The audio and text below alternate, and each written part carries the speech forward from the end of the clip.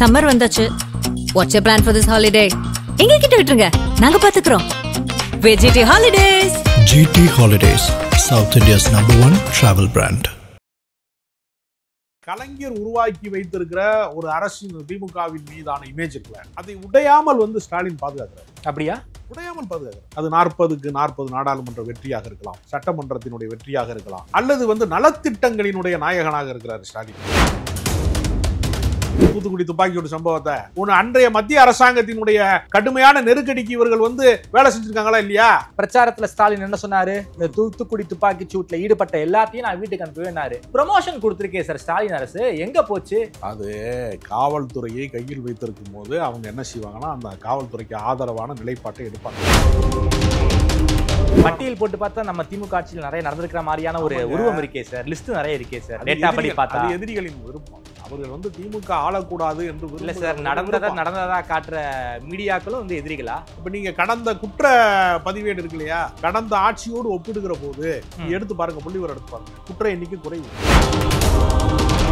திமுக மீது பழி சாட்டுவதில், திமுக தவறு செய்கிறது என்று சொல்வதில் பெரிய ஒரு லாபி எப்பவுமே ஒர்க் அவுட் ஆகிட்டு இருக்கு. லாபியா?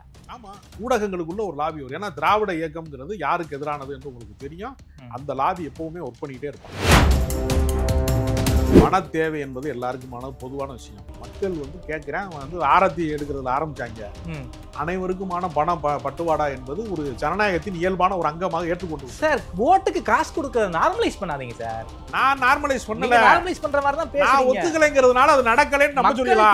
மக்கள் கேக்குறாங்க, கண்ணை மூடிக்கிருச்சுனா உலகம் இருண்டு போச்சு சார். இல்ல சார், மக்கள் கேக்குறா, நாங்க காசு கொடுக்கிறோம். மக்களை குற்றவாளி ஆக்குறீங்களா? அந்த மக்கள் கிட்ட தான ஓட்டு கேக்குறீங்க. அரசியல் கட்சிகள் கொடுக்கலையா? அரசியல் கட்சிகள் கொடுத்ததால தான் சார் மக்கள் கேக்குறாங்க. ஏன் வாங்குறான்? திராவிட இயக்கம் இந்தியாவிற்கே முன்னோடி. இங்க இருக்கக்கூடிய தேர்தல் அறிக்கையை காப்பி பேஸ்ட் பண்ணி கொண்டு போய் மகாராஷ்டிரா தேர்தலில் மகளிர் உரிமை தொகைக்கு இன்னொரு பேரை மாத்தி கொடுத்து ஜெயிக்கிறாங்களா இல்லையா? அப்ப இந்தியா முழுக்க வெற்றி பெறுகிற மாடல் திராவிட மாடல் தான். திராவிட மாடல் ஆரிய மாடல் காப்பி அடிக்குதுங்கிறீங்களா? எல்லா மாடலுமே இதுக்கு கீழே தான். திராவிட மாடலை பின்பற்றாமல் எந்த மாடலும் வெற்றி பெற முடியாது. ஸ்டாலினை ஏன் உங்களால் தோற்கடிக்க முடியல சொல்லுங்க. நான் வர்ற தேர்தலில் எழுதி தரேன். இந்த வீடியோவை நீங்க 2026 தேர்தல் ரிசல்ட் வரும்போது கூட மறுவலியுறுப்பு செய்யுங்க. ஸ்டாலினை வெல்ல முடியுமா? எதிர்க்கட்சிகள் கிட்ட ஒற்றுமை இல்ல சார். எதிர்க்கட்சிகள் எல்லாரும் ஒரு அணியில வந்தாங்க. ஸ்டாலின் இல்ல, ஆளுமை இல்லைன்னு சொல்லுங்க. என்ன ஒற்றுமை இல்ல? ஆதநேயர்களுக்கு அன்பு வணக்கம். இன்று நம்மோடு அரசியல் விமர்சகர் திருமிகு ராஜகம்பீரன் அவர்கள் உள்ளார். வணக்கம் ராஜகம்பீரன் சார். வணக்கம். திமுக உடைய நாட்கள் என்னப்படுகின்றது? அதாவது திமுக ஆட்சிக்கு 4 வருஷம் முடிஞ்சிருச்சு. இன்னும் 1 வருஷம் தான் இருக்கு. அதனாலதான் நான் திமுகவுடைய நாட்கள் என்னப்படுகின்றன அப்படிங்கிற ஒரு பீடிகையான வார்த்தையை போட்டிருக்கேன். 4 வருஷம் முடிஞ்சிருக்கு. திமுக தேர்தல் அறிக்கையில சொன்ன பல விஷயங்களையும் பண்ணியிருக்காங்க, சொல்லாத பல விஷயங்களையும் பண்ணியிருக்காங்க, சில பல விஷயங்கள்ல கோட்டையும் விட்டுருக்காங்க. இந்த திமுகவுடைய ஆட்சி, இந்த 4 வருஷ ஆட்சியை உங்க பார்வையில நீங்க எப்படி பாக்குறீங்க? உங்களுடைய மதிப்பீடு என்ன? திமுக ஆட்சியை பற்றி உங்க பார்வை என்ன? 4 ஆண்டு காலத்திலே திமுக பதவி ஏற்ற போது கஜானா காலியாகி கொரோனா பேரிடர் காலத்தினுடைய துயரத்தின் தொடர்ச்சியாக இருக்கக்கூடிய ஒரு அரசாங்கமாக அது வருது. இப்போ கஜானா ஃபுல்லா இருக்கா? கஜானா இப்பொழுதும் போராட்டத்துல தான் இருக்கு. அதனால ஒரு பெரிய அதிருப்தியை எடப்பாடி பழனிசாமியினுடைய அரசாங்கத்தின் மீது சந்திச்சாரு. தூத்துக்குடி துப்பாக்கி சூடு சம்பவத்துல இருந்து பல வகையான பிரச்சனைகள்ல அவர் ஆளுமை மிக்க அரசாக, ஆளுமை மிக்க ஒரு இதாக அவர்களால் தங்களை நிலைநிறுத்திக் கொள்ள முடியவில்லை. சரி, பாஜகவோடு சரணடைந்து அவர்கள் அந்த ஆட்சியை நடத்தினார்கள் என்பது தனித்த அதிமுக என்பதனுடைய தனித்தன்மையை பாதுகாக்க தவறிவிட்டார்கள் என்கிற குற்றச்சாட்டு பெரிய அளவில் இருந்தது. அதிலும் குறிப்பாக பல கருப்பு சட்டங்கள், வேளாண்மை திருத்த சட்டம், குடியுரிமை திருத்த சட்டம் போன்ற பல கருப்பு சட்டங்களை கண்ணை மூடிக்கொண்டு அதிமுக ஆதரித்தது. சரி, தமிழ்நாட்டு நலன்களுக்கு எதிரான பல விஷயங்களுக்கு அன்றைய ஒன்றிய அரசாங்கத்தினுடைய நிர்பந்தத்திற்கு பணிந்தது. எல்லாவற்றிலேயுமே தங்களுடைய தனித்தன்மை அவர்கள் இழந்து விட்டார்கள். சரி, அதிமுகவினுடைய தனித்தன்மை என்பதை ஜெயலலிதா பெரிய அளவுல பிரம்மாண்டமாக உருவாக்கி வச்சிருந்தார். அது எல்லா காலத்திலையுமே, அது சங்கராச்சாரியாருடைய கைதாக இருக்கலாம், மோடியா லேடியா என்று கேட்டதாக இருக்கலாம், சமூக நீதி காத்த வீராங்கனைன்னு சாதனை செய்து வீரமணியிடம் பாராட்டு பெற்றதாக இருக்கலாம், எல்லாத்திலையுமே ஒரு அதிரடியினுடைய எக்ஸ்ட்ரீமா இருக்கலாம். எப்படி எத்தனையோ விஷயங்கள்ல கற்பனைக்கு எட்டாத ஒரு அபாரமான ஒரு ஆற்றல் ஜெயலலிதாவிடம் இருப்பதாக பொதுமக்கள் நம்பினாங்க. அந்த மாதிரி எந்த இமேஜ்ல ஒரு அதனுடைய தொடர்ச்சியை வந்து ஒரு உருவாக்க முடியும். இப்ப கலைஞர் உருவாக்கி வைத்திருக்கிற ஒரு அரசின் திமுகவின் மீதான இமேஜ் இருக்குல்ல, அதை உடையாமல் வந்து ஸ்டாலின் பாதுகாக்கிறார். அப்படியா? உடையாமல் பாதுகாக்கிறார்.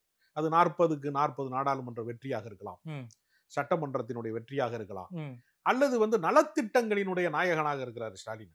சட்ட ஒழுங்குல கோட்டை விட்டாங்களே சார், பல்வேறு பிரச்சனைகள திமுக மேல இருக்குல்ல. பல்வீர் சிங்ல தொடங்கி நேற்றைக்கு நடந்த அண்ணா யூனிவர்சிட்டி வரைக்கும் மிகப்பெரிய ஓட்டை இருக்குல்ல சார். ஜவஹர்லால் நேரு பிரதமராக இருக்கும் போது தான் காந்தியை சுட்டுக் கொள்றாங்க. அப்ப சட்டம் ஒழுங்கு கெட்டு போச்சு, ஜவஹர்லால் நேருக்கு ஆட்சியாளர் தகுதி இல்லைன்னு சொல்ல முடியுமா? காமராஜருடைய ஆட்சி காலத்துல தான் மொழி போராட்டம் பெரிய தீவிரம் அடைந்தது. 68 மாணவர்களை சுட்டு படுகொலை செய்திருக்கிறார்கள். எந்த கரைபடாத கரத்துக்கு சொந்தக்காரர் என்று வர்ணிக்கப்பட்ட கக்கனுடைய போலீஸ் மந்திரி தான், அவர் போலீஸ் மந்திரியா இருக்கும் போதுதான் மாணவர்களை சுட்டு கொலை செஞ்சிருக்கிறாங்க. நம்ம வந்து எடப்பாடியை மட்டும் சொல்றோம்ல, தூத்துக்குடி துப்பாக்கியோட சம்பவத்தை. அப்ப அன்றைய மத்திய அரசாங்கத்தினுடைய கடுமையான நெருக்கடிக்கு இவர்கள் வந்து வேலை செஞ்சிருக்காங்களா இல்லையா? இமானுவேல் படுகொலை யார் ஆட்சியில் நடந்துச்சு? காமராஜர் ஆட்சியில் நடந்துச்சு. அப்ப சட்ட ஒழுங்கு கெட்டு போச்சு, காமராஜர் ஆட்சி நல்லா ஆட்சின்னு சொல்லுவீங்களா? தூத்துக்குடி துப்பாக்கி சூட வச்சு நீங்க சொல்றீங்க. தூத்துக்குடி துப்பாக்கி சூடின் காரணமாக அருணா ஜெகதீசம் ஆணையத்தை எடப்பாடி அமைச்சாரு. பிரச்சாரத்துல ஸ்டாலின் என்ன சொன்னாரு? இந்த தூத்துக்குடி துப்பாக்கி சூட்ல ஈடுபட்ட எல்லாத்தையும் நான் வீட்டுக்கு அனுப்புவேன்னாரு. ப்ரமோஷன் கொடுத்திருக்கே சார் ஸ்டாலின் அரசு, எங்க போச்சு? அது காவல்துறையை கையில் வைத்திருக்கும் போது அவங்க என்ன செய்வாங்கன்னா, அந்த காவல்துறைக்கு ஆதரவான நிலைப்பாட்டை எடுப்பாங்க. வீட்டுக்கு அனுப்பிச்சிருக்கணும் சார். அப்புறம் எதுக்கு சார் வந்து தூத்துக்குடியில சொன்னீங்க அது சுட்ட எல்லா போலீஸையும் வீட்டுக்கு அனுப்புவேன்னு ஸ்டாலின் சொன்னாரு? ஜனநாயகத்துல வந்து சர்வாதிகாரி மாதிரி வந்து எல்லா நடவடிக்கை எடுக்க முடியாதுங்க. முதல்ல நீங்க ஜனநாயகத்தை பற்றிய புரிதல் இல்லாத பேச்சு. அந்த போலீஸ்காரன் குற்றவாளி சார், பல பேர் உயிரை எடுத்திருக்கான். அவங்கள வந்து எதுக்கு ப்ரமோஷன் கொடுக்குறீங்க? சர்வீஸ்ல இருந்து டிபார் பண்ணக்கூடிய அதிகாரம் முதல்வருக்கு இருக்குல்ல, பண்ண வேண்டியதானே. எதுக்கு ப்ரமோஷன் கொடுத்தீங்க திமுக அரசு? ஸ்டாலின் கொடுத்தாரு. அதாவது முன்னாடி எல்லாம் என்ன நடக்கும்னா, ஒரு ரவுடி கொலை செய்யப்பட்டான் அப்படின்னா பிரிண்ட் மீடியா காலத்துல 2 நாள் கழிச்சுதான் உங்களுக்கு பிரிண்ட் மீடியால வரும். ஆமா, சம்பந்தப்பட்ட பகுதி வந்து ரொம்ப பரபரப்பா இருக்கும். அந்த பகுதிகளுக்குள்ள இருக்கக்கூடிய போலீஸ் ஸ்டேஷன் அங்கக்குள்ள இருக்கிற ஏரியா மட்டும் பரபரப்பா இருக்கும். இப்ப என்ன செய்யறான்? சிசிடிவி கேமரா எல்லா இடத்துலயும் இருக்கிறது. யாரு வேண்டுமானாலும் மாட்டலாம் சிசிடிவில. அப்ப வந்து கார்ல வந்து இறங்குனாங்க, அருவாளோட நடந்தாங்க அப்படின்னு ஒரு ஷாட் கிடைச்சிச்சுன்னு வச்சுங்க, தொலைக்காட்சி காலையில இருந்து இரவு வரைக்கும் ரிப்பீட் அடிப்பான். ஆமா, அடிப்பாங்கதான். அப்ப ஒரு கொலைய நீங்க திரும்ப திரும்ப காட்டுறது மூலமா 300 தடவை காட்டினீங்கன்னா 300 கொலையா மாறிடும். திரும்ப திரும்ப ஒளிபரப்போம். தமிழ்நாடு அமைதி பூங்காவா இருக்கு சார். ஒரு வாரத்துல கிட்டத்தட்ட ஒரு மாசத்துல 30 கொலை சார், 40 கொலை சார். ஜூனியர் விடன் போன மாசத்துக்கு முந்தின மாசம் கவர் ஸ்டோரியே போட்டிருக்காங்க சார். தமிழ்நாட்டுல வந்து கிட்டத்தட்ட ஒரு 20 நாள்ல 25 கொலை நடந்திருக்குன்னு கவர் ஸ்டோரி. நடைபெறாத ஆட்சி ஏதாவது உங்களால காட்ட முடியுமா சார்? மத்த ஆட்சியை விட இந்த ஆட்சி ரொம்ப மோசமா நடக்குது சார். நான் ஒத்துக்கிறேன், நீங்க சொன்ன கொலை நடக்குது, குற்றம் நடக்குதுலாம் ஒத்துக்கிறேன் சார். ஒண்ணும் இல்ல, நடைபெறாத ஆட்சி காட்டுறாரு. ஜெகபர் அலி சார் ஒரு சமூக ஆர்வலர் சார், என்ன கொன்னுடுவாங்கன்னு வந்து வீடியோ பேசிட்டு சிஎம் டாக் பண்ணி வீடியோ போறாரு சார். மறுநாள் அவரை கொலை பண்ணிட்டாங்க சார். அந்த ஆட்சி தான் சார் நம்ம ஆட்சி. தொடர்ச்சியா 2 கொலை சார். கனிம வளத்துக்கு எதிராக போராடின 2 பேரை வந்து தன்னுடைய போலீஸ் திமுக அரசு கையாளாகாத தனத்தால 2 உயிரை வந்து போவதற்கு காரணமா இருந்துட்டாங்க சார். எங்க சார் சொல்லுவீங்க? அப்படிலாம் சொல்ல முடியாது. அது வந்து என்னன்னா, அவங்க வந்து சமூக ரீதியான பிரச்சனைகளை கையாளுகிறவர்கள். அவங்க வந்து தனிநபரா வந்து சூப்பர் ஹீரோயிசமா போராட முடியாது நடைமுறையில. முடியாது சார், முடியாது சார். அப்ப நீங்க வந்து பல சமூக பிரச்சனைகள்ல நீங்க அணு உலைக்கு எதிராக போராடினதா இருக்கலாம். பல்வேறு பிரச்சனைகள்ல வந்து நீங்க எல்லாருமே என்ன செய்யறாங்கன்னா, இப்ப நீங்க வந்து பூவுலகின் நண்பர்கள் இருக்காங்க. ஆமா, இருக்காங்க. பல பிரச்சனைகள்ல ஆக்கிரமிப்புகளுக்கு எதிராக, நீர்நிலை ஆக்கிரமிப்புகளுக்கு எதிராக, பரந்தூருக்கு எதிராக போராடுறாங்கல்ல.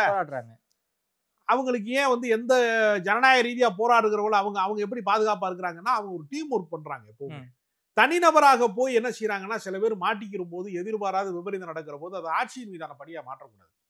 எப்பவும் எனக்கு சாவறதுக்கு முன்னாடி என்ன கொலை பண்ணிடுவாங்கன்னு 2 பேருமே சொல்லியிருக்காங்க சார். அத கூட பார்க்காத உளவுத்துறை என்ன சார் உளவுத்துறை? அத கூட பார்க்காத உளவுத்துறை எதுக்கு சார் இருக்குங்க? அத ஊடகம் எப்போ ஒளிபரப்புச்சு?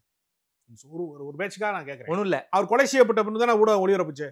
அதுக்கு முன்னாடி எந்த ஊடகத்திலேயாவது அது பரபரப்பாச்சா, செய்தியா மாறி? பரபரப்பு ஆகல சார். கவனத்துக்கு வந்துச்சா? இறந்த பிறகுதான் சார் பரபரப்பாச்சு. ஊடகவியலாளர் தானே நீங்க பாத்தீங்களா? அதுக்கு முன்னாடி அந்த செய்தி சார் நான் வீடியோ பார்க்கல சார். வீடியோ அதாவது டிவில பார்த்த பிறகுதான் அந்த நியூஸையே நான் தெரிஞ்சுக்கிட்டேன். ஆனா சிஎம் டாக் பண்ணில சார் வந்து திருநெல்வேலியில இறந்து போனவர் வந்து அந்த முத்தவலி வந்து இன்க்ளூடிங் அவர் வந்து எஸ்ஐயா இருந்தவர், முதல்வர் பாதுகாப்பு பிரிவுல இருந்தாரு, முதல்வரை டாக் பண்ணி வீடியோ போட்டிருக்காரு. அப்பயும் நம்ம வந்து போலீஸ் போலீஸை வந்து அந்த கொலையை வந்து தடுக்க முடியலையே சார். அது ஒரு நிர்வாக தவறு தாங்க, நான் அது இல்லைன்னு சொல்லல. அதுக்காக வந்து எல்லா குற்றங்களுக்கும் வந்து முதலமைச்சர் பொறுப்பேற்கணும்னு சொல்றது இருக்குல்ல, அது எப்படி பொறுப்பேற்க முடியும்? பென்னிக்ஸ் ஜெயராஜை வந்து அடிச்சு கொண்டாங்களா போலீஸ், அதுக்கு எப்படி சார் எடப்பாடி பொறுப்பாவாரு? எடப்பாடிக்கு எதிராக தானே போராட்டம் பண்ணீங்க, எடப்பாடிக்கு எதிராக தானே வந்து ஸ்டாலின் அவர்கள் பேசினார், திமுக அவர்கள் பேசினாங்க. காவல்துறையினுடைய அதாவது அரசு ஊழியராக இருக்கக்கூடிய சம்பளம் வாங்கிட்டு இருக்கக்கூடிய காவல்துறைகளுக்கு ஒரு கஸ்டடியில இருக்கக்கூடிய டெத்தையும் ஒரு சமூக விரோதி தனிநபரை குறி வச்சு வாக்கிங் போகும்போது வெட்டுனதையும் திமுக சார்ந்த ஆட்களை கூட தான் பல பேர் வெட்டியிருக்காங்க. ஆல்ரெடி அருணாவை வெட்டியிருக்காங்க, வாக்கிங் போகும்போது எத்தனையோ தலைவர்களை வெட்டுப்பட்டிருக்கிறாங்க. தனிநபர் படுகொலை என்பது, தனிநபர் வன்முறை என்பது எல்லா காலத்திலையும் உள்ள நடந்திருக்கு சார். இல்ல சார் நடந்திருக்கு, நான் ஒத்துக்கிறேன். நீங்க அதை எப்படி நீங்க வந்து இவன் கொலை செய்ய போறான்னு முன்கூட்டி அரசாங்கத்துக்கு எப்படிங்க தெரியும்?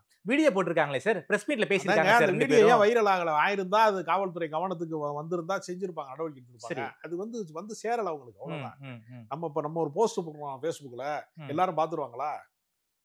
நான் வந்து ஒரு டேக் ஒன்று பண்ணி விடுறேன் உங்களுக்கு, நீங்க உடனே பாத்துட்டு அன்னைக்கு நீங்க பார்க்காம விட்டீங்கன்னா சார் அதுக்கு தான் சார் வந்து சோசியல் மீடியா டீம்னு நீங்க கல்வன் பெருசா காப்பான் பெருசான்னு ஒரு பழமொழி இருக்கு. நீங்க எவ்வளவு பூட்டு கண்டுபிடிச்சிட்டே இருந்தீங்கனாலும் இன்னொருத்தன் ஜாவி போட்டுக்கிட்டே இருக்கான். சரி, உலக நியதி அது.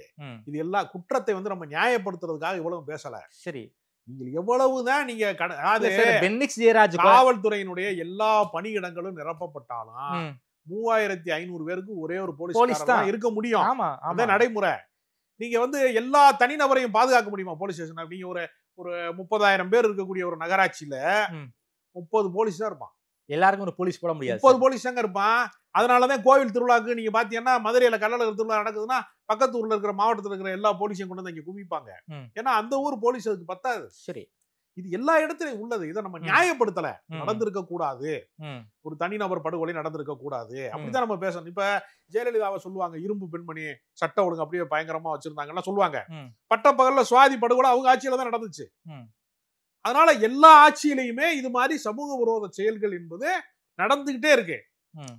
தடுக்க முடியாத ஒரு இடம் வந்து எல்லா ஆட்சிக்குமே இப்படிப்பட்ட விபரீதங்கள் நடந்துகிட்டே இருக்கு. அந்த விதிவிலக்கான தவறுகளை எடுத்து வைத்துக் கொண்டு ஆட்சியே மோசம் சொல்றது இருக்குல்ல, அது வந்து ஒரு பட்டியல் போட்டு பார்த்தா நம்ம திமுக ஆட்சியில் நிறைய நடந்திருக்கிற மாதிரியான ஒரு உருவம் இருக்கே சார், லிஸ்ட் நிறைய இருக்கே சார். டேட்டா படி பார்த்தா எதிரிகளின் விருப்பம். அவர்கள் வந்து திமுக ஆளக்கூடாது என்று விரும்பல சார். நடந்ததா காட்டுற மீடியாக்களும் வந்து எதிரிகளா? இப்ப நீங்க கடந்த குற்ற பதிவேடு இருக்கு இல்லையா, கடந்த ஆட்சியோடு ஒப்பிடுகிற போது எடுத்து பாருங்க, புள்ளிவரம் எடுத்து பாருங்க, குற்ற எண்ணிக்கை குறைவு கடந்த ஆட்சியோடு ஒப்பிடு. அப்படியா சார்? அதுதான் உண்மை. இருக்கா இல்லையா நீங்க செக் பண்ணுங்க, கூகுள்ல செக் பண்ணுங்க. கிரைம் ரெக்கார்ட் ஆஃப் பியூரோ அங்க இருந்து நீங்க ரெக்கார்டு பாருங்க, நீங்க அதை எடுத்து வீடியோலயே போடுங்க. கடந்த ஆட்சியில என்ன நடந்திருக்கு, அதுக்காக நம்ம நியாயப்படுத்தல. கடந்த ஆட்சியை விட இது குற்றம் குறைந்திருக்குங்கிறது வந்து மகிழ்ச்சியான விஷயம்லாம் கிடையாது. இன்னும் குற்றமே நடக்காத ஒரு அரசை வந்து நம்ம உருவாக்குறது சரியான முயற்சி. திமுகவுக்கு ஒரு பேர் இருக்கு சார், நாங்க வந்து ஊழல் செஞ்சு எந்த ஒரு அமைச்சரும் ஜெயிலுக்கு போனது இல்லைங்கிற ஒரு பேர் வந்து திமுகவுக்கு இருந்துச்சு. பொன்முடிக்கு கன்விக்ஷன்லாம் வாங்கிட்டாரு ஊழல் வழக்குல. சரி, செந்தில் பாலாஜி அமைச்சர் பதவியில இருந்து வெளியே ஆராசாவை சொல்லி இந்தியா முழுக்க கலக்கி அந்த ஆட்சியவே அப்புறப்படுத்துறதுக்கான எல்லா வேலை திட்டங்களும் செஞ்சீங்களா? ஆமாங்க, எல்லாரும் செஞ்சாங்கல்லங்க. ஊடகம் வந்து 1.5 லட்சம் கோடி ஊழல் பண்ணிட்டாங்க, அப்படி பண்ணிட்டாங்க, 2G அலைக்கற்றல்ல வந்து எல்லாமே இந்த நாடே சூறையாடப்பட்டு விட்டது, அப்படி இப்படின்னு சொன்னாங்கல்ல. அது என்னாச்சு? அந்த வழக்கு என்னாச்சு? நீதிமன்றம் என்ன சொல்லுது? இப்ப கூட மேல்முறையீட்டை வந்து உச்ச நீதிமன்றம் தள்ளுபடி செஞ்சிருக்கிறது சமீபத்துல. திமுக மீது பழிசாட்டுவதுல, திமுக வந்து தவறு செய்கிறது என்று சொல்வதுல பெரிய ஒரு லாபி எப்பவுமே ஒர்க் அவுட் ஆகிட்டு இருக்கு. லாபியா? ஆமா, ஊடகங்களுக்குள்ள ஒரு லாபி வரும். ஏன்னா திராவிட இயக்கம்ங்கிறது யாருக்கு எதிரானது என்று உங்களுக்கு தெரியும். அந்த லாபி எப்பவுமே ஒர்க் பண்ணிக்கிட்டே இருப்பாங்க. நீங்க சக்காரியா கமிஷன்ல வந்து அவர் நீதிபதி சொல்லாத வாசகத்தை எல்லா மேடைகளையும் சொல்லிட்டாங்க. விஞ்ஞான முறையில ஊழல் செய்தார் கருணாநிதி ஒரு டயலாக் இருக்கு, ஃபேமஸான டயலாக். அப்படி ஒண்ணு சக்காரியா சொல்லவே இல்லை. யாரையாவது ஆதாரம் எடுத்து காட்ட சொல்லுங்க பாப்போம். இதெல்லாம் இவங்களா அடிச்சு விட்டது, துக்குளத்துல அடிச்சு விட்டது, அதிமுக கூட்டத்துல அடிச்சு விட்டது. அதுக்கு ஒரு ஆதாரத்தை மட்டும் நீங்க காட்ட சொல்லுங்க. ஊழல் வழக்குல எந்த வகையிலையுமே தண்டிக்கப்படாதவர், வெறுமனே வதந்திகளின் வழியாக மட்டுமே வர்ணிக்கப்பட்டவர் கலைஞர். அவரை பத்தி பேசாத பொய்யே கிடையாது. இன்னைக்கு பொன்முடிக்கு தண்டனை கிடைச்சிருச்சு சார், நீதிமன்றத்தினுடைய கருணையால். அதை வந்து ஒத்தி வச்சதற்கு அதை வந்து அந்த ஸ்டே பண்ணியிருப்பதன் காரணமாக தான் இன்னைக்கு வந்து சுதந்திரமா நடமாடிக்கிட்டு இருக்காரு. அது தேர்தல் ஜனநாயகம் என்பது முழுக்க முழுக்க பணம் சம்பந்தப்பட்டதாக எல்லா கட்சிக்கும் மாறிடுச்சு. திமுகவுக்கு மட்டுங்கிறது எல்லா கட்சிக்கும் மாறிடுச்சு. சரி சரி. அண்ணாமலை ஜிபேல பணம் கொடுத்தாரு தேர்தல் வேட்பாளர். அப்படியா சார்? ஆமா, உறுதியான தகவல். ஜிபேல பணம் வந்து வேற வேற டீம் வச்சு ஒர்க் பண்ணாங்க. ஓகே. ஏன்னா வந்து டிஜிட்டல் இந்தியாவை கண்டுபிடிச்சவங்க இல்லையா அவங்க, அதனால அவங்க வந்து ஜிபே பண்ணாங்க எல்லாரும். சரி சரி. எல்லாரும் பணம் கொடுக்குறாங்க. பணம் கொடுக்காத ஆளே இல்லை. கொள்கை பேசுகிற ம். கம்யூனிஸ்ட் கட்சி, ம். தீவிரமாக சாதி ஒழிப்பு பேசுகிற விடுதலை சிறுத்தைகள் கட்சி, இது மாதிரி போராட்ட களங்கள்ல மட்டுமே பங்கேற்கக்கூடிய அரசியல் கட்சி எல்லாம் இருக்குல்ல, டோல்கேட்ட உடப்பம் சொல்ற வேல்முருகன் மாதிரி தமிழக வாழ்வுரிமை கட்சி, இந்த மாதிரி போராட்ட கட்சி எல்லாம் இருக்காங்கல்ல, அவங்க போராட்ட காலத்துல முன்னணியில இருப்பாங்க. ஆமா. தேர்தல் அரசியல்ல யாருக்கு பின்னாடி இருக்காங்க? திமுக கிட்ட போயிடுறாங்க. திமுகன்னு இல்லங்க, திமுக அதிமுக ஏதோ ஒரு கட்சிக்கு பின்னாடி இருப்பாங்க. இப்ப திமுக கிட்ட தான் நிக்கிறாங்க எல்லாரும். அது ஏன் உங்களுக்கு உறுத்தலா இருக்குது? உறுத்தலாம் இல்லையே. நீங்க அது ரொம்ப ஒரு ஏதோ ஒரு தவறான செயல் மாதிரி சொல்றீங்க. அப்படிலாம் எதுவும் சொல்லவே இல்லை. பெரிய அரசியல் கட்சிகளுக்கு பின்னால் போய் போராட்ட கட்சிகள் ஏன் நிக்கிறாங்கன்னா, தேர்தல் ஜனநாயகத்தை எதிர்கொள்ள முடியல. சரி. ஒவ்வொரு வாக்காளனுக்கும் நீங்க வந்து விலைப்பட்டியல் வந்ததற்கு பின்பு, எத்தனை ஓட்டு இருக்குங்கிறதுக்கு காசு கொடுக்கிற பட்டுவாடா வந்ததற்கு பின்பு, நீங்க தேர்தல் ஜனநாயகத்தை யாரால எதிர்கொள்ள முடியும்னு ஒரு கேள்வி இருக்கு. பிடிஆர் எதிர்கொண்டிருக்காரு சார். ஒத்த பைசா கொடுக்காம மதுரையில வந்து எம்எல்ஏவா நின்றுருக்காருல. இப்ப மட்டும் பிடிஆர் திமுக காரர் ஒருத்தர் நேர்மையா வெற்றி பெற்றிருக்காருன்னு சொல்றதுக்கு யாருக்கு மனசு வராது? தனி நபர் மாதிரி சொல்றீங்க. திமுகவுல ஒருத்தர் வெற்றி பெற்றிருக்காருன்னு சொல்றதுக்கு யாரும் மனசு வராது. பிடிஆர் தனி நபர். திமுக இருக்கக்கூடிய பிடிஆர் ஓட்டுக்கு ₹1 கொடுக்காம ஜெயிச்சிருக்காரு. அதே மாதிரி அதுக்கு என்ன காரணம்? பிடிஆர் மேல நன்மதிப்பு சார். நன்மதிப்பு இருக்கு இல்லையா? அந்த நன்மதிப்போட கூடியவர்கள் எத்தனை பேரை வச்சு கட்சி நடத்த முடியும்? ஒரு அரசியல் கட்சிக்கு நன்மதிப்பு. கம்யூனிஸ்ட் கட்சியிலேயே இப்ப வாழுங்காலத்துல ஒரு நல்ல கண்ணை தான் காட்டிக்கிட்டே இருக்காங்க. எத்தனை நல்ல கண்ணை காட்ட முடியும்? ஏன் சார் பிடிஆர் மாதிரி மத்த எல்லாருக்கும் நாம தான் வந்து திராவிட மாடல், சமூக நீதியின் சரித்திர நாயகர், கவர்னரை வீட்டுக்கு அனுப்பிய ராஜதந்திரி எல்லாம் நம்ம வந்து பேசிக்கிறோம். அதை வச்சு ஓட்டு கேளுங்க. ஓட்டுக்கு காசு கொடுக்காம அதை வச்சு ஓட்டு கேட்கறதுனால தானங்க திரும்ப திரும்ப திமுக வெற்றி பெறுது. நீங்க தான் வெற்றிக்கான காரணத்தை பூரா சொல்லிட்டீங்களே. இதை சொல்றதுக்கு துப்புலாத கட்சி பூரா தோத்தான போறேன். பாஜகவுக்கு இல்லாத பொருளாதார வசதிகளா? ஏன் ஜெயிக்க முடியல? தமிழ்நாட்டுல ஏன் வெக்கங்கட்ட தோல்வி அடைகிறீங்க? ஏன் அண்ணாமலைனால எம்எல்ஏ ஆக முடியல, எம்பி ஆக முடியல, ஒண்ணுமே ஆக முடியல? என்ன காரணம்? உங்கள்கிட்ட சித்தாந்தம் இல்ல, உங்கள்கிட்ட கொள்கை இல்ல, கோட்பாடு இல்ல. ஈரோடு கிழக்குல சித்தாந்தத்தை பார்த்தேன் சார். பட்டியல அடைச்சு வச்சு கொள்கை பாடம் எடுத்தீங்களே, அப்ப நான் பார்த்தேன் சார். திமுகவுடைய பண தேவை என்பது எல்லாருக்குமான பொதுவான விஷயம். மக்கள் வந்து கேட்கிறேன் வந்து ஆரத்தி எடுக்கிறதுல ஆரம்பிச்சாங்க. அனைவருக்குமான பணம் பட்டுவாடா என்பது ஒரு ஜனநாயகத்தின் இயல்பான ஒரு அங்கமாக ஏற்றுக்கொண்டு சார். ஓட்டுக்கு காசு கொடுக்கறத நார்மலைஸ் பண்ணாதீங்க சார். நான் நார்மலைஸ் பண்ணல. நார்மலைஸ் பண்ற மாதிரி தான் பேசுறீங்க. நான் ஒத்துக்கலைங்கிறதுனால அது நடக்கலன்னு நம்ம சொல்லலாம். மக்கள் கேக்குறாங்க. கண்ண மூடிக்கிருச்சுனா உலகம் இருண்டு போச்சு சார். இல்ல சார், மக்கள் கேக்குறாங்க. நாங்க வந்து காசு கொடுக்கிறோம். மக்களை குற்றவாளி ஆக்குறீங்களா? அந்த மக்கள் கிட்ட தான ஓட்டு கேக்குறீங்க. வேற யார்? அரசியல் கட்சிகள் கொடுக்கலையா? அரசியல் கட்சிகள் கொடுத்ததுனால தான் சார் மக்கள் கேக்குறாங்க. ஏன் வாங்குறான்? இவன் கொடுக்கறதுனால வாங்குறான். ஏன் வாங்குறான்? இவன் கொடுக்கறதுனால வாங்குறான். ஏன்னா எல்லாரும் சொல்றாங்க மக்களுடைய வரி வாங்க மாட்டேன்னு சொல்லிட்டானா? வாங்கிக்கலாம்ங்கற மைண்ட் செட் மக்கள் வந்துட்டாங்க. வாங்க மாட்டேன்னு எங்கயாவது சொல்றாங்களா? நான் வாங்கவே மாட்டேன். நான் நேர்மையாளருக்கு மட்டும் இருக்காங்களா சார்? நான் ஓட்டு போடுவேன். நாம் தமிழருக்கு ஓட்டு போடுறவங்களா இருக்காங்களா சார்? ₹1 வாங்காம ஓட்டு போடுறாங்களா? ஏங்க 15 வருஷமா கட்சி ஆரம்பிச்சு கவுன்சிலர் இல்லாம, வார்டு மெம்பர் இல்லாம கட்சி நடத்திட்டு இருக்காங்க. அத போய் ஒரு ஜனநாயகத்துல நீங்க ஏதோ ஒரு பெரிய ஒரு அதுதான் கட்சி அது சார். அதுதான் சார் ஜனநாயகத்தின் அழகு.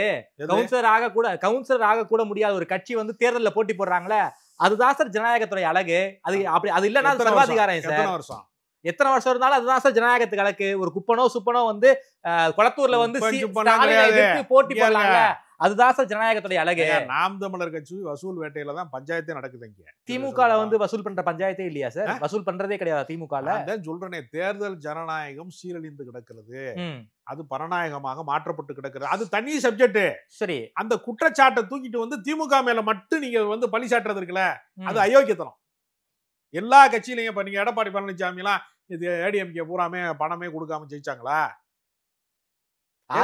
சார் ஏடிஎம்கே இப்ப செத்த பாம்பு சார். ஆட்சியில இல்ல சார். எம்எல்ஏ இருக்காங்க. ஆட்சியில இல்ல சார். ஆட்சியில இருக்கிற திமுக தான் சார் எதிர்க்கட்சி தலைவருங்க அவரு. நீங்க என்ன செத்த பாம்புன்னு அப்படி சொல்லுவீங்க? ஏடிஎம்கே ஆட்சியில இல்ல சார். ஏடிஎம்கே அது மக்களுக்கு நலத்திட்டங்களை செய்திருக்கிறார்கள். நான் முதல்வன் திட்டத்துல இருந்து, புதுமை பெண் திட்டத்துல இருந்து, காலை உணவு திட்டத்துல இருந்து, மகளிர் உரிமை தொகையில இருந்து, இப்ப பாருங்க ஐஏஎஸ் ஐபிஎஸ் படிக்கிறதுக்கான ஒரு 40 கோடியில செனாய் நகர்ல வந்து ஒரு பயிற்சி மையத்தை உருவாக்குறாங்க. நீங்க கல்வியில, அறிவியல்ல, அறிவுபூர்வமான வளர்ச்சியில ஒரு சமூகத்தை முன்னெடுத்துட்டு போறதுல திமுகவுக்கு நிகராக, இந்த ஆட்சிக்கு நிகராக இந்தியாவில் எந்த மாநிலத்தையுமே சொல்ல முடியாதுங்க. மாவட்டந்தோறும் மருத்துவ கல்லூரிகளை உருவாக்குனதுல 2 திராவிட கட்சிக்கு பங்கு இருக்கு. அதுக்கான திமுக மட்டுமே நான் குறிப்பிடல, அவங்களும் போட்டிக்கு செஞ்சிருக்காங்க. ஒரு கட்சி வந்து சத்துணவு திட்டத்தை வந்து எம்ஜிஆர் கொண்டு வர்றாரு அப்படின்னா அது மேல முட்டை வைக்கிறது இன்னொரு திராவிட கட்சியாகும். இன்னொரு ஊட்டச்சத்தை வந்து கொண்டு வருவது கட்சியாக திராவிட கட்சி இருக்கும். ஒரு மருத்துவக் கல்லூரியை கொண்டு வந்தா போட்டிக்கு இன்னொரு மருத்துவக் கல்லூரியை கொண்டு வருகிற இடம் அவங்களுக்கு இருக்கும். இது திராவிட இயக்கம் வந்து இந்தியாவிற்கே முன்னோடி. இங்க இருக்கக்கூடிய தேர்தல் அறிக்கையை காப்பி பேஸ்ட் பண்ணி கொண்டு போய் மகாராஷ்டிரா தேர்தலில் வந்து மகளிர் உரிமை தொகைக்கு இன்னொரு பேரை மாத்தி கொடுத்து ஜெயிக்கிறாங்களா இல்லையா? அப்ப இந்தியா முழுக்க வெற்றி பெறுகிற மாடல் திராவிட மாடல் தான். மக்கள் நல திட்டங்கள்ல வெற்றி பெறுகிற மாடல் திராவிட மாடல். திராவிட மாடல் ஆரிய மாடல் காப்பி அடிக்குதுங்கிறீங்களா? எல்லா மாடலுமே இதுக்கு கீழே தான். திராவிட மாடலை பின்பற்றாமல் எந்த மாடலும் வெற்றி பெற முடியாது. அதனாலதான் இங்க கொள்கை இருக்கிறது, சமூக நீதி இருக்கிறது, இருமொழி கொள்கை இருக்கிறது, தாய்மொழி கல்வி இருக்கிறது. இங்கு எல்லா விதமான கோட்பாடுகளை நோக்கிய ஒரு அரசியல் இருக்கிறதுனாலதான் ஏன் திமுக வீழ்த்த முடியல. நான் பெரிய வீரன் சூரன் சொன்ன அண்ணாமலையில இருந்து குன்னக்குடிக்கு அண்ணக்காவடி எடுத்தாலும் ஒண்ணும் நடக்க மாட்டேங்குதுல. என்னத்தை தான் எண்ணெயை தடவிட்டு மண்ணுல புரண்டான், ஒட்ட மாட்டேங்குதுல. ஏன் ஒட்டல? ஒற்ற மண்ணு தான் ஒட்டு. இது பெரியார் மண், உனக்கு ஒட்டாது, பாஜகவுக்கு ஒட்டாது. ஸ்டாலினை ஏன் உங்களால் தோற்கடிக்க முடியல சொல்லுங்க. நான் வர்ற தேர்தலில் எழுதி தரேன். இந்த வீடியோவை நீங்க 2026 தேர்தல் ரிசல்ட் வரும்போது கூட மறுவலியுறப்பு செய்யுங்க. ஸ்டாலினை வெல்ல முடியுமா? எதிர்கட்சிகள் கிட்ட ஒற்றுமை இல்ல சார். எதிர்கட்சிகள் எல்லாரும் ஒரு தகுதி இல்ல, ஆளுமை இல்லைன்னு சொல்லுங்க. என்ன ஒற்றுமை இல்ல? இந்தியாவே ஆளக்கூடிய பாஜகவும் தமிழ்நாட்டை பலமுறை ஆட்சி செய்த அதிமுகவும் ஒன்று கூடுகிறது கூட்டணியின் வழியாக, என்டிஏ கூட்டணிங்கிறான். ஏன் வெல்ல முடியல? ஏன் வெல்ல முடியாது? வெல்ல முடியாது உங்களால. எதிர்கட்சிகள் ஓட்டு நாளா திமுக எதிர்ப்பு ஓட்டுகள் நாளா பிரியுது. அதனால ஒரு முறை சேருங்களேன். நம்ம என்ன வேணாம்னு சொல்றோம்? திமுகவை எதிர்ப்பதற்கு எல்லாரும் ஒரு அணியின் கீழே ஒன்று கொடுக்கல. ஏன் அந்த தகுதி உங்களுக்கு இல்ல? ஏன்னா நீங்க எல்லாருமே தற்குறி. எவனுக்குமே தகுதி கிடையாது. சினிமால டான்ஸ் ஆடிட்டு வந்து ஆள் தோட்ட பூபதி நானடான்னு பாட்டு பாடிட்டு வந்து என்னை முதலமைச்சராக்குன்னு ஒரு ஆள் கேட்கறான். வெக்கமே இல்லாம கேட்கறான். நாட்டுக்கு இந்த மக்களுக்கு என்ன செஞ்சிருக்க? என்ன தியாகம் செஞ்சிருக்க? நீங்க என்ன தமிழ்நாட்டினுடைய நலன் சார்ந்து நீ எந்த போராட்டத்துல பங்கேற்றிருக்க? எம்புட்டு இருக்குது ஆசைன்னு சொல்லிட்டு ஒருத்தர் துணை முதல்வர் ஆயிருக்காருலங்க. அவர் மட்டும் கூடாதா? ஆள் தோட்ட பூபதி நான் பாட்டு பாடிக்கிட்டு விஜய் ஒட்டுமொத்த அடையாளம் உதயநிதி கிடையாது. திமுகவினுடைய ஒட்டுமொத்த அடையாளம் உதயநிதி கிடையாது. அதுல பல பேர் இயங்குறாங்க. அதுல அவர் ஒரு சக்தி, இளைஞர் சக்தி, அவ்வளவுதான். நீங்க என்ன, உங்களுக்கு என்ன கோட்பாடு சொல்லுங்க. ஏதாவது உள்ள உறுதியோட போராடக்கூடிய தன்மை இருக்கிறதா? நான் ஜனநாயக ஷூட்டிங் போறேன், பின்னாடி எவனும் வராதிய, வேலை வெட்டி இல்லாதவன்லாம் வெட்டியா வராதியன்னு தனி விமானத்துல போற உங்களுக்கு சாமானிய மக்களின் துயர் என்னது? யாருக்காவது தகுதி இருக்கா? நீட் தேர்வு ஒழிக்கக்கூடிய ரகசியம் எங்க இருக்குன்னு சொன்னாரு. இப்ப எங்க இருக்கு? எங்க ரகசியம் எங்கன்னு கேக்குறாங்க. இருக்குங்க. இந்தியா கூட்டணி வெற்றி பெறுகிறதாங்க ரகசியம். இந்தியா கூட்டணி வெற்றி பெறல, அந்த ரகசியத்தை தள்ளி வச்சிருக்கான். என்ன ரகசியம்? என்ன ரகசியம்? ஜனநாயகத்துல என்னங்க ரகசியம் இருக்கு? அதான் நான் ரகசியம் சொல்ல சார்.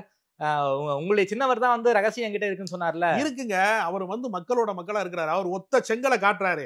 பாஜகவின் சாம்ராஜ்யம் தமிழ்நாட்டுல சரிந்ததா இல்லையா? ஒரு செங்கலை காட்டி உன்னுடைய ஒட்டுமொத்த அரண்மனை வீழ்த்தினார்ல. நீ செங்கல் செங்கலா எடுத்துட்டு போய் இந்துத்துவத்திற்கு நீ வந்து பாபர் மசூதி இடிப்புக்கு, ராமர் கோயிலுக்கு செங்கல் வாங்கின இயக்கம் நீங்க பல ஆயிரம் செங்கலால வந்து நீங்க உங்க சாம்ராஜ்யத்தை கட்டினீங்க. ஒத்த செங்கலை காமிச்சு ஒளிச்சு கட்டினாரா இல்லையா உதயநிதி? இந்த வரலாற்று பெருமை யாருக்காவது உண்டா? நீங்க செஞ்சிருவீங்களா? நான் வந்து விஜய் வந்து செஞ்சிருவாரா? ஒரு செங்கலை காமிச்சு ஒளிச்சிருவாரா? ஒரு கட்சிய ஒளிச்சு காமிச்சிருக்காரு உதயநிதி. ஆற்றல் இருக்குல்ல, அதனாலதானே பயப்படுறீங்க. சனாதனத்தை ஒழிப்பதற்கான எத்தனையோ மாநாடுகளை திருமாவளவே நாடு முழுக்க நடத்திருக்கிறாரு. தமிழ்நாடு முற்போக்கு எழுத்தாளர்கள் கலைஞர் சங்கத்துல போய் உதயநிதி போய் ஒரே ஒரு கூட்டத்துல தானே பேசினார். அது டங்கு மாதிரி ஒழிக்கணும்னு. ஏன் வந்து தேசிய ஊடகங்கள்ல, இந்தியா முழுக்க இருக்கிற ஊடகங்கள் உலகம் முழுக்க ஏன் கத்துனாங்க? சனாதனத்தை வந்து திருமாவளவன் பேசியதோட அவர் பேசிட்டாரா என்ன? அவருக்கு பின்னால் அந்த ஆற்றல் இருக்குன்னு தானே நான் வந்து கத்துறான். இல்லன்னா எப்படி அவரு எல்லா வழக்கும் போட்டான்? என்னாச்சு? சுப்ரீம் கோர்ட்ல இருக்கட்டுங்க. இந்த பூச்சாண்டி எல்லாம் வந்து காட்டாதீங்க.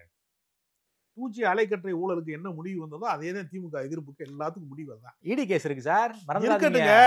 வழக்கு ஏங்க, அதாவது எமர்ஜென்சியை பார்த்த இயக்கம். ஈடிக்கலாம் பயப்பட மாட்டீங்க. அதெல்லாம் ஒண்ணுமே கிடையாது. எத்தனை சிறைச்சாலைகளை பார்த்தாலும் சரி. அப்புறம் ஏன் சார் ஸ்டாலின் அவர்கள் அப்ப ஏன் சார் சிஎம் வந்து டெல்லியில போயிட்டு ஏர்போர்ட்டை வந்து நிர்மலா சீதாராமனை பார்த்தாரு? அவர் நிதி நைட்டோட நைட்டா ஏன் சார் வந்து ஜெகத் ரட்சகனும் துரைமுருகனும் டெல்லிக்கு ஓடினாங்க? அது நிர்வாக சந்திப்பு. ஞாயிற்றுக்கிழமையா? அதாவது பிஎம் ஆபீஸே வேலை செய்யாத அன்னைக்கு வந்து நிர்வாக சந்திப்பு. Super sir. தமிழ்நாட்டினுடைய முதலமைச்சரும் ஒரு நிதியமைச்சரும் சந்திப்பது நிர்வாக சந்திப்பு. ஒரு மாவட்ட ஆட்சித் தலைவரும் இன்னொரு நிர்வாகம் சார்ந்தவர்களும் சந்திக்கிற மாதிரி அது ஒரு இயல்பான ஒண்ணு. பாஜகவின் கோட்பாடுகளை திமுக ஏற்றுக்கொண்டதா? நாங்கள் வந்து மும்மொழி கொள்கை ஏற்றுக்கொண்டோமா? திமுக ஏற்றுக்கொண்டோமா? இல்ல. ஒரு நல்ல அண்டர்ஸ்டாண்டிங்கோட இருக்காங்கன்னு எல்லாருமே சொல்றாங்க. அது ஒரு கற்பனை. அண்டர்ஸ்டாண்டிங்கோட இருந்தா எதுக்கு வந்து தேசிய கல்விக் கொள்கையை ஏற்காமல் மறுக்கிறாங்க? எதுக்கு அதுக்கு தர வேண்டிய நிதியை தரமாட்டோம் என்று சொன்னதற்கு பின்பு எதற்காக எதிர்க்கிறாங்க? நீ அடிக்கிற மாதிரி அடிங்க, அதான் அடிக்கிற மாதிரி அடிங்க, நான் வாங்கிக்கிற மாதிரி வாங்கிக்கிறேன், அழுகுற மாதிரி அழுவுங்க. ரெண்டு பேரும் டிராமா போடுறாங்கிறாரு விஜய். அரசியல்ல இரட்டை வேடம் எடுபடாது. அது வந்து அது வேற கட்சிகளுக்கு பொருந்தலாம். திமுகவுக்கு பொருந்தாதுங்கிறீங்க? பொருந்தாதுங்க. திமுக மாநில சுயாட்சிக்கான கட்சிங்க. அது மாநில உரிமைக்கான 10 வருஷம் 15 வருஷம் வந்து சென்ட்ரல்ல இருந்தீங்க சார். அப்பெல்லாம் வந்து மாநில சுயாட்சி பேசாம எதிர்கட்சியா இருக்கும்போது ஏன் சார் மாநில எல்லா சுயாட்சி பேசுறீங்க? காலத்திலயுமே அவர்கள் மாநில சரி, சுயாட்சி பாஜகவோட இருந்தீங்க, 10 வருஷம் திமுகவோட இருந்தீங்க. ஆமா. அப்போ கல்வியை மாநில பட்டியலுக்கு கொண்டு வர வேண்டியதானே? அப்போ மருத்துவத்தை மாநில பட்டியலுக்கு கொண்டு வர வேண்டியதானே? அப்போல்லாம் நல்லா பிளம் போர்ட்போலியோ வாங்கிட்டு இப்போ பேசுறீங்களே சார். மக்கள் கேள்வி கேட்கிறாங்க சார். மாநில பட்டியலுக்கு கொண்டு வருவது எப்ப பறிபோனது? எமர்ஜென்சி காலத்துல. எமர்ஜென்சி காலத்துல பறிபோனது. பறிபோனதுல அதுக்கப்புறம் காங்கிரஸ் கூட 2 வருஷம் இருந்தீங்களா, 10 வருஷம் இருந்தீங்களா, UPA 1 UPA 2ல வந்து திமுக இருந்துச்சுல. ஆமா. அப்போ ஏன் சார் மாநில சுயாட்சியை பத்தி நீங்க பேசல? மாநில சுயாட்சி பேசினாங்க, எப்பவுமே பேசினாங்க. அப்போ ஏன் சார் பேசவில்லை என்று சொல்வது பொய். அப்போ யூனியன் லிஸ்ட்ல இருந்த கல்வியை ஏன் சார் மாநில பட்டியலுக்கு நீங்க கொண்டு வரல? 10 வருஷம் இருந்தீங்களா, பிஜேபியோட ஒரு 5 வருஷம் இருந்தீங்களா, மாறன் வந்து மத்தியில அமைச்சரா இருந்தார்ல, 15 வருஷம் இருந்தீங்க தொடர்ச்சியா. அப்பெல்லாம் கேட்காம எதிர்கட்சியா இருக்கும்போது கேக்குறீங்க. சரி, இப்ப நான் கேக்குறேன், நீங்க திமுகனால வந்து அதை கொண்டு வர முடியலன்னு சார், சொல்றீங்க. தலைநகர் மாநில கொண்டு வர முடியல இல்ல. இப்ப யோக்கிய சிகாமணிகளோட ஆட்சி நடக்குதுல்ல, ஆமா கொண்டு வாங்களேன். நீங்க வந்து அதிமுகல இருந்து பேசி கொண்டு வாங்களேன். சார், யாராவது பேசுங்க. ஏன் சார் அதிமுக கேட்கணும்? ஏங்க, ஆட்சியில எல்லா இருக்கும்போது பங்கையும் திமுக தான் ஆட்சியில இருக்கும்போது பேசணுமா? உங்களால வாங்கி தர முடியல. பங்கு கூட்டணியில பங்கு இருக்கிற அதிமுக வாங்கிட முடியுமா சார்? எனக்கு தலைநகரம் படத்துல ஒரு காமெடி வரும் சார். ஏதாவது உனக்கு ஆபத்து வரும், அப்போ இந்த பொட்டியை திறந்து பாரு, அந்த பொட்டியில இருக்கக்கூடிய கபால்னு காப்பாத்தணும்னு அந்த வடிவேல் காமெடி இருக்குல்ல. திமுகக்கு ஏதாவது பிரச்சனை வரும்போது ஒரு பெட்டியை திறக்கிறீங்க, மாநில சுயாட்சிங்கிறீங்க, மாநில உரிமைங்கிறீங்க, மொழி திருப்புங்கிறீங்க. அந்த ஆயுதம் தான் சார் உங்களை காப்பாத்திட்டு இருக்கு. திமுகவினுடைய அதிகாரத்துக்கு உட்பட்ட எல்லாவற்றையும் அவங்க செயல்படுத்துறாங்க. ஒரு மாநில முதலமைச்சருக்கு தேசிய கொடியை ஏற்றுகிற உரிமை கூட சுதந்திர தின விழாவில் இல்லாமல் இருந்தது. கலைஞர் தான் வாங்கி கொடுத்தாரு. ம். எத்தனையோ விஷயங்களை அவங்க செயல்படுத்தி இருக்கிறாங்க. எதையுமே நிறைவேற்றலே நம்ம சொல்லவே முடியாது. சமூக நீதி கோட்பாட்டுல வந்து மிகப்பெரிய அளவுல உறுதி காட்டி இருக்கக்கூடிய மாநிலமாக தமிழ்நாடு தான் திகழ்கிறது. சரி, கல்வியில தமிழ்நாடு மிக முக்கியமான இடத்தை அடைந்திருக்கிறது. அது எல்லாரும் போட்ட கட்டமைப்பு. திமுக மட்டுமே கிரெடிட்டா கொடுக்காதீங்க. எப்படி வேற யாரு காமராஜர் உருவாக்கி அடித்தளம் சார். காமராஜருக்கு 1000 பள்ளிக்கூடங்களை கட்டினார்னா பல லட்சம் பள்ளிக்கூடங்கள் உருவாவதற்கு திமுக அரசு காரணமா இருந்திருக்கு. அதிமுகவுக்கும் கிரெடிட் கொடுங்க. தமிழ்நாட்டுல திராவிட கட்சி தானே சொல்றேன். நான் அதிமுக புறக்கணிக்கவே இல்லையே. திராவிட கட்சிகள் அது எல்லாம் திமுக இருந்து வெளியேறினவங்க தான் அதிமுகவுக்கு போனாங்க. தலைமை தான் வேற வேற, தத்துவம் ஒண்ணுதான். அதனால அதிமுகவுக்கும் அந்த பெருமிதம் உண்டு. சரி, இல்லைன்னு நான் சொல்லல. கலைஞர் கூடுதலான தமிழ்நாட்டினுடைய கட்டமைப்புகள் நீங்க 90களினுடைய தொடக்கத்துல உலகமயமாக்கல் வருகிறது. சரி, வருது. அரசு வேலை வாய்ப்புல வந்து இனி இளைஞர்களுக்கு போதிய வேலை வாய்ப்பை தர முடியாது என்கிற சூழ்நிலை வருகிற போது நாங்க வாஜ்பாய் அரசாங்கத்தை திமுக பயன்படுத்தி கொண்டு ஐடி பார்க்க உருவாக்குறாங்க. மிகப்பெரிய கட்டுமானங்களை வந்து தமிழ்நாட்டில் உருவாக்குனதன் விளைவா இன்னைக்கு தமிழ்நாட்டினுடைய பல இளைஞர்கள் வந்து ஐடியில வேலை பார்க்கறான்னா அதுக்கு வித்திட்டது கலைஞர். சரி, அப்ப முன்கூட்டியே திட்டமிடுகிறாங்க. அறிவியல் பூர்வமாக அடுத்த கட்டம் வந்து உலகமயமாக்கலுக்கு பின்பு இப்படி சமூகத்துல இப்படிப்பட்ட மாற்றம், இந்திய பொருளாதாரத்துல இப்படி ஒரு மாற்றம் வருகிறது என்கிற போது அந்த மாற்றத்தில் தமிழ்நாடு பங்களிப்பு பெற வேண்டும், இளைஞர்களுக்கு வேலை வாய்ப்பு பெற வேண்டும் என்பதை முன்கூட்டி சிந்தித்தவரே, பழம்பெருமை பேசினவர் கிடையாது. சோழர்கள் காலத்துல நாங்க எப்படி இருந்தோம் தெரியுமா, அவர்கள் காலத்தில் இப்படி இருந்தோமாங்கிறது அல்ல. அறிவியல் யுகத்துல அடுத்த கட்டம் என்னவாக இருக்க போகிறது என்பதை தீர்மானிக்கிற இயக்கமாக அவர் அறிவியல் பூர்வமான பகுத்தறிவு இயக்கமாக திராவிட இயக்கம் இருந்ததுனாலதான், திமுக இருந்ததுனாலதான் இன்றைக்கு தமிழ்நாட்டுல வந்து பல இளைஞர்கள் வந்து வெளிநாடுகள்ல உயர் பொறுப்புகள்ல இருக்கான், மருத்துவரா இருக்கான், பொறியாளரா இருக்கான். இந்த உலகமயமாக்கல்ல வந்து தமிழர்கள் உயர்ந்த பொறுப்புகள்ல இருக்கிறதுக்கு எல்லாத்துக்கும் அடித்தளம் அமைத்து கொடுத்தது கலைஞர் ஆட்சி தான். அதுக்கு இன்ஜினியரிங் காலேஜ் தான் திறந்தது யார் இல்ல, எம்ஜிஆர். அது தனியார் மயம். அதான் தனியார் மயம் நிறைய பேர் வந்து இன்ஜினியரிங் ஆக முடிஞ்சுச்சுல. ஆமாங்க, அதுவும் திராவிட இயக்கம் தொடர்ச்சி. கலைஞர்கிட்ட வந்து 20 ஆண்டு காலம் பயிற்சி பெற்றிருக்கிறாரு எம்ஜிஆர். கலைஞர்கிட்ட ஆமா, அண்ணாவிடம் கலைஞரிடமும் நாவலர் நெடுஞ்செழியன்ட்டையும் திராவிட இயக்கத்தினுடைய மூத்த தலைவர்கள் அத்தனை பேரிடமும் 20 ஆண்டு காலம் பணியாற்றின பெருமை உடையவர் எம்ஜிஆர். அதனால அவருக்கு அது தெரியும். நிச்சயமா அவர் திமுக பயிற்சியில இருந்து அவர் வெற்றி பெற்றிருக்கார். நாங்க கொள்கை கூட்டணி எல்லாம் உறுதியா இருக்குங்கிறீங்க. இன்னும் 1 வருஷத்துல எலெக்ஷன் வரப்போகுது. அதிமுக பாஜக கூட்டணி உருவாயிடுச்சு. மேலும் பல கட்சிகள் எல்லாம் வர வாய்ப்பு இருக்கு. எப்படி சார் எதிர்கொள்ள போறீங்க? பாஜக அதிமுக கூட்டணி வராமல் இருந்த போது திமுகவினுடைய வெற்றி இவ்வளவு உறுதியாக இல்லை. 2 பேரும் மறுபடியும் கூட்டணி போட்டவனே 200ங்கிறாரு சிஎம். சாத்தியமா? கூடுதலாக சாத்தியம். எப்படி வந்து அதான் சவுக்கிதார் எப்படி நம்ம மோடி சொன்னாரு, ஆப்கி பார் 400 பார்னு, அது மாதிரி ஆயிருமோ? Back fire ஆயிருமோ? வந்து வெறுப்பு அரசியலுக்கு சொந்தக்காரர். சரி, இவர் சமத்துவ ஆட்சி, சமூக நீதி ஆட்சிக்கு சொந்தக்காரர். ரெண்டையும் ஒப்பிடுறதே தவறு. அதான் சார், அவரும் ஓவர் கான்பிடன்ஸ்ல இருந்தாங்க. 400ன்னாங்க, அவர் ஓவர் மெஜாரிட்டிக்கே வர முடியல. இப்பதான் நம்ம முதல்வர் வந்து 200ங்கிறாரு. பாஜகவுடைய தோல்வி என்பது வேறு, அது வெறுப்பு அரசியலின் தோல்வி. சரி, திமுக ஆட்சியினுடைய வந்து அப்படி அமையாது. ஏன்னா திமுக வந்து மக்களுக்கு செய்திருப்பதற்கு அவங்க திரும்ப செய்யக்கூடிய இடத்துல இருக்கிறாங்க. சரி, வாக்காளர்கள், அதாவது பெண்களினுடைய வாக்கு வங்கி மிகப்பெரிய அளவுல திமுகவுக்கு சப்போர்ட்டா இருக்கு. பெண்களுக்கு பாதுகாப்பு இல்லைன்னு நம்ம ஆட்சியை பத்தி தான் பேசிக்கிட்டு இருக்காங்க. தனி ஒரு விதி. ஒரு தென்னந்தோப்புல எல்லா மரமும் நிமிர்ந்து நிற்கிற போது ஒரு மரம் சாஞ்சு கிடக்கும். உடனே தென்னை மரம் என்பது இப்படி குறுக்கால சாஞ்சு கிடக்கும்னு எழுதுனீங்கன்னா அது வந்து விதிவிலக்கு. அது விதியாகாது. ஏதோ ஒரு தவறு நடக்குது, அந்த தவறு நடந்திருக்க கூடாது, அதுக்கு நடவடிக்கை, சட்ட நடவடிக்கை எடுக்கிறாங்க. எந்த குற்றத்துக்கு பின்னாலும் இந்த அரசாங்கம் இல்ல. விளையாட்டு வீரர்கள், மல்யுத்த வீராங்கனைகள் பாலியல் வழக்கு இருக்குன்னா பாஜக குற்றவாளிகளை பாதுகாக்கும். திமுக காரனா இருந்தா கூட தூக்கி கொண்டு ஜெயில வச்சிருவாங்க. யாருக்கும் எந்த குற்றத்திற்கும் இந்த அரசு உடன்படுறதே கிடையாது. இது நீதி சார்ந்த முடிவுகளை மட்டுமே எடுக்கிறாங்க. அதனால திமுகவிற்கு மக்களுடைய பெருத்த செல்வாக்கு இருக்கிறது. மீண்டும் அவங்க தான் ஆட்சி. நீங்களும் முதல்வர் மாதிரியே 2026ல 200க்கும் தொகுதிகளுக்கு மேல விலோன்னு இருமாப்போட தான் சொல்றீங்க. சாத்தியமா? இருமாப்பு இல்லங்க, மக்கள் மீதான நம்பிக்கை. பார்க்கலாம் சார். இருமாப்பு அல்ல. இந்த மக்கள் மீதான நம்பிக்கை என்பது அடுத்த வருஷம் இதே மாசம் நம்ம பேசிக்கிட்டு இருக்கும் போது தெரிஞ்சிடும். மக்கள் என்ன, திமுக வந்து தொடர்ச்சியாக நல்லாட்சியை கொடுத்துட்டு இருக்காங்க, பல்வேறு சாதனை திட்டங்களை வந்து மக்களுக்காக கொடுத்துக்கிட்டு இருக்காங்க. மக்கள் எப்படி எடுத்துக்கிறாங்கிறத வந்து பார்ப்போம். திரும்பவும் நாம நிறைய பேச போறோம். அடுத்த வருஷம் எலெக்ஷன் ரிசல்ட் முடிஞ்ச பிறகு பத்தி நிச்சயம் பேசுவோம் சார். நேரில் வந்து நேரம் கொடுத்து பேசியமைக்கு நன்றி ராஜேந்திரன் சார்.